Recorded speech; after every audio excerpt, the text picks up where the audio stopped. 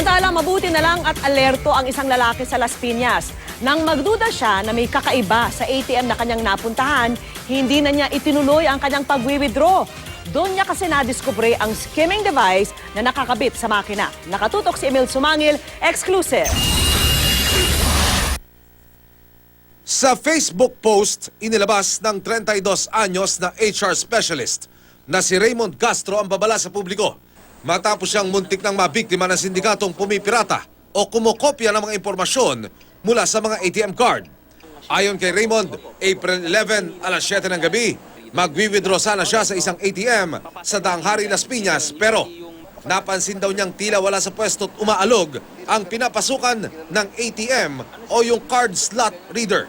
Mabagal na yung pagpasok, hindi kasi ganun kabagal yung pagbasa ng ng ATM sa mga ATM cards. Okay. Dahil nagduda, kinansela raw ni Raymond ang transaksyon, pero paglabas ng ATM card biglang sumama at natanggal ang buong assembly ng ATM card slot reader. Pag yung pinakang loob niya, parang may chip, reading chip, tapos andun yung in the slot may makikita kang dalawang parang alambre, yun yung nagbabasa ng magnetic card reader something nung mismong device. Nagpa-blatter daw si Raymond sa Las Piñas Police at ipinaalam sa concerned na bangko ang insidente. Naibigay na rin niya ang nakuhang device sa bangko. Pero nang ipakita daw niya sa isang licensed electronics and communication engineer ang natanggal na aparato ng ATM, lalo siyang kinabakan sa nadiskubre. Simple lang yan. Ito yung capacitor. Ito yung para mag-direct yung sarili niyang kuryente. Essentially para gumana yung microchip. Ito yung microchip. Ito yung mag-store ng information. Alright. Ayon kay Raymond, ang inilagay na card reader na nakadikit sa pinapasukan ng ATM card ang kumukuha raw ng impormasyon sa magnetic strip na nasa likod ng ATM card.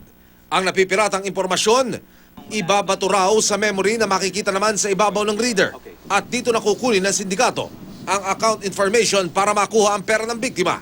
Kahit anong ATM card, kahit nga yung mga gift cards ng nabibili mo lang sa mga supermarket, kapag isinwipe in mo yun doon, kaya na niyang i-replicate yung lahat ng information na nandoon sa memory chip nung skimming device. Ayon pa kay Raymond, duda siya sa kinikilos ng mga kasunod niya sa pila. Doon sa paligid, maraming tao. Pero yung sa area ng ATM, hindi pansin ng tao kasi nakapaloob siya eh. After ko, mayroon agad nag-sweep in na dalawang tao, isang lalaki, isang babae. Tapos naulinigan ko, tinanong nung lalaki sa babae, ano yung password habang hawak yung cellphone. So doon na ako medyo naging suspicious. Sabi ng PNP, kapag may ganitong duda sa mga ATM, agad ipagbigay alam sa kanila. Emil Sumangil, Nakatutok, 24 Oras.